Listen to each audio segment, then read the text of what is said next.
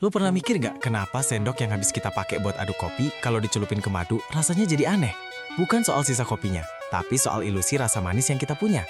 Kita tuh faktanya sudah kemakan sama ilusi rasa manis selama ribuan tahun. Dan sekarang ilusi itu jadi ketakutan viral. Ketakutan bahwa madu yang kita beli itu palsu. Bayangin, sebuah zat lengket yang bahkan kaum Mesir kuno sudah pakai sebagai pengawet dan obat yang tertulis dalam kitab-kitab suci, sekarang cuma gara-gara divideoin pakai korek api atau dicelupin ke air dingin, langsung divonis palsu. Ironis banget. Selama ini kita sibuk banget nyari madu yang anti semut, anti bakar, dan anti beku. Padahal ciri-ciri yang kita anggap sebagai standar keaslian itu, faktanya justru seringkali adalah ciri-ciri madu palsu yang didesain agar terlihat asli. Dunia madu itu nggak sesimpel air gula. Dia adalah sebuah ekosistem kompleks. Kita bicara tentang nektar dari ribuan jenis bunga, kelembapan hutan tropis, dan kerja keras jutaan lebah. Jadi, jangan salah kaprah lagi. Bersama fakta-fakta, kita bongkar mitos paling viral soal madu palsu. Segmen 1, mitos paling legendaris. Madu asli tidak disukai semut? Ini mitos yang paling terkenal di tongkrongan manapun. Kalau dituangin, madunya nggak dihurungin semut, fix madu asli. Kalau disemutin, berarti madu oplosan gula. Stop! Ini kesalahan logika paling mendasar di dunia perlebahan. Kita bicara di warung kopi ya, semut itu suka apa? Gula. Apa kandungan utama madu? Gula alami, dalam bentuk fruktosa dan glukosa. Fakta biologisnya, semut itu nggak punya sensor keaslian madu di antenanya. Mereka cuma mendeteksi sumber energi yang paling mudah diakses. Terus, kenapa ada madu yang nggak disemutin? Ada beberapa alasannya, dan ini sering disalahpahami. Pertama, faktor kelembapan dan kekentalan. Madu dengan kadar air sangat rendah itu lebih sulit dikonsumsi semut. Bayangin lu minum air sirup kental banget. Semut butuh waktu lebih lama buat memproses dan membawa madu kental itu. Sementara madu yang baru panen dan masih punya kadar air lebih tinggi, itu jauh lebih cepat menarik semut karena lebih mudah diangkut dan dicerna. Kedua, faktor aroma dan zat antibakteri alami. Madu yang benar-benar mentah itu sering mengandung asam format atau zat alami lain dari sarang dan lebah yang aromanya cukup kuat. Ini bisa jadi ripelan minor bagi semut, tapi bukan berarti semut gak akan datang. Kalau madu itu dibiarkan terbuka, apalagi di lingkungan yang banyak semut, pasti akan diserbu. Ketiga, taktik produsen palsu. Madu palsu yang dibuat dari sirup jagung fruktosa tinggi bisa lolos tes semut ini loh. Kenapa? Karena HFCS murni kadang memiliki pH yang berbeda atau struktur yang membuat semut kurang tertarik dibandingkan gula dapur biasa. Jadi kalau ada yang bilang madu gue anti semut, justru kita harus curiga. Jangan-jangan itu sirup yang didesain sedemikian rupa untuk menghindari semut, bukan madu asli yang lolos sensor semut. Segmen 2, mitos uji api dan uji air. Ujian bodoh yang jadi patokan. Ini yang paling sering viral. Madu asli nggak akan terbakar. Madu asli nggak akan larut ketika dituang ke air. Mari kita bongkar satu-satu. Uji api, logikanya begini. Madu itu mengandung air, rata-rata antara 17% sampai 22%. Kalau mau terbakar, air itu harus menguap dulu. Kalau madu kental banget dan kita bakar pakai korek biasa, jelas dia cuma menghitam dan nggak langsung menyala, karena kandungan airnya menahan api. Tapi coba panaskan madu murni itu sampai airnya menguap habis, dia pasti akan terbakar. Madu itu gula itu bahan bakar. Dan yang lebih gawat, sirup gula yang dimasak sampai kental banget juga bisa lolos tes api ini, karena kandungan airnya sudah sangat minim. Jadi, tes api ini sama sekali nggak bisa membedakan antara madu murni dan sirup kental yang dimasak. Uji air. Orang bilang madu asli akan mengendap di dasar dan susah larut. Ini adalah mitos terbesar kedua. Fakta ilmiahnya, madu memiliki sifat higroskopis yang sangat tinggi. Higroskopis artinya, madu sangat suka dan mudah menyerap air. Bayangkan kayak gini, lu punya permen kapas yang tebal banget. Begitu ketemu air, dia pasti akan larut, meskipun butuh waktu. Madu adalah larutan gula super jenuh yang mengandung air.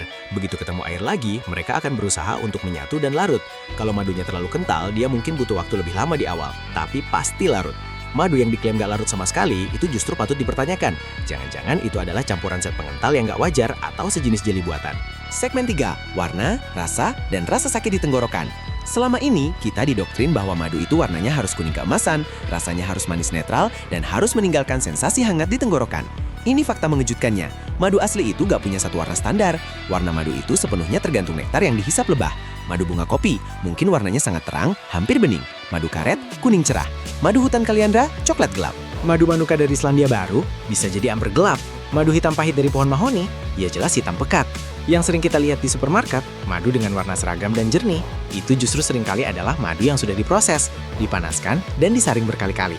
Tujuannya agar warnanya cantik, konsisten, dan memenuhi ekspektasi kita. Ironisnya, proses ini sering menghilangkan banyak nutrisi dan enzim penting di dalamnya.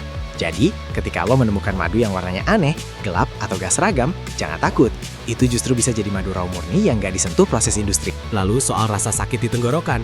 Banyak orang bilang kalau madu asli itu panas atau gatal di tenggorokan. Sensasi ini biasanya disebabkan oleh zat-zat tertentu di madu mentah, seperti polen yang masih terkandung dan tingkat keasaman madu tersebut. Semakin mentah, semakin banyak polen, semakin kuat sensasinya. Ini adalah tanda madu alami yang belum diproses berlebihan. Segmen 4. Debunking raksasa, kristalisasi, tanda madu rusak atau madu asli. Ini adalah musuh terbesar para penjual madu murni. Ketika madu di rumah kita jadi berpasir, mengeras, atau memuruk di kulkas, reaksi pertama kita adalah, waduh, ini madu palsu, udah dicampur gula. Padahal, kristalisasi atau granulasi adalah bukti paling kuat dari keaslian madu murni. Ini adalah konsep warung kopi.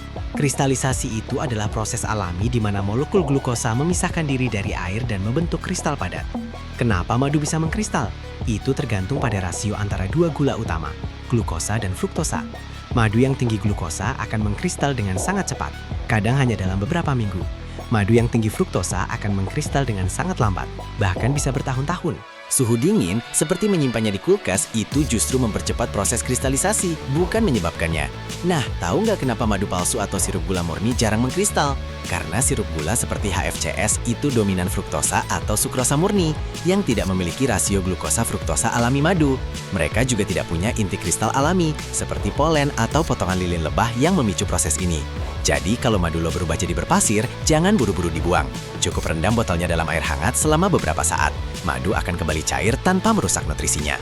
Segmen 5. Fakta sebenarnya soal madu palsu, adulterasi. Oke, setelah kita tahu bahwa ciri-ciri yang kita anggap palsu itu seringkali adalah ciri madu asli, lantas apa ciri madu palsu yang sesungguhnya? Madunya para penipu itu bukan sekedar air gula, itu namanya sirup. Yang kita hadapi di pasar adalah adulterasi, yaitu proses mencampur madu asli dengan sirup gula murah. Kenapa mereka melakukan ini? Tujuannya cuma satu, profit. Madu asli, apalagi madu hutan murni, harganya mahal. Dengan mencampurnya 50-50 dengan sirup murah, mereka bisa menjualnya dengan harga madu asli, untung berkali-kali lipat. Dan lucunya, madu oplosan ini seringkali lolos tes-tes rumahan yang kita bahas tadi. Lalu bagaimana cara membedakannya? Sayangnya, tes rumahan itu nggak ada yang 100% akurat untuk adulterasi. Satu-satunya cara yang terbukti secara ilmiah adalah dengan uji laboratorium, seperti carbon isotope ratio analysis atau yang lebih dikenal dengan tes C4/C3. Tes ini bisa mendeteksi apakah gula yang terkandung dalam madu berasal dari tanaman C3 atau tanaman C4. Ini yang dipakai Badan Pengawasan Pangan di seluruh dunia. Kesimpulan, belilah kepercayaan, bukan ekspektasi. Jadi, apa pelajaran terbesar kita hari ini? Pertama, madu yang sangat encer, diserbu semut, larut sempurna dalam air, dan mengeras di kulkas, itu bukan pasti madu palsu. Itu adalah madu asli yang sangat dipengaruhi oleh cuaca, sumber nektar, dan suhu penyimpanan. Kedua, madu yang jernih, berwarna seragam, kental sekali, dan selalu lolos tes api, justru patut dicurigai. Jangan-jangan itu sirup yang sudah diformulasi. Kita selama ini membeli madu berdasarkan ekspektasi kita, sebuah cairan emas yang sempurna, padahal madu adalah produk alam yang sifatnya liar. Mulai sekarang, ubah cara lo membeli. Jangan fokus pada tes-tes yang menyesatkan itu. Fokuslah pada sumber dan integritas penjualnya. Carilah penjual yang mau terbuka soal asal nektarnya, musim panennya, dan kadar air madunya. Beli dari orang yang lo percaya, karena madu yang lo beli harusnya bukan cuma tentang rasa manis, tapi juga tentang kepercayaan. Setelah tahu semua fakta ini, coba sekarang lo cek madu di dapur lo. Apakah itu mengkristal? Apakah semut berani datang? Apakah lo masih takut? Tulis pendapat lo di kolom komentar. Jangan lupa like dan share video ini ke semua grup WA keluarga yang masih percaya madu asli gak disemutin. Sampai jumpa di fakta berikutnya.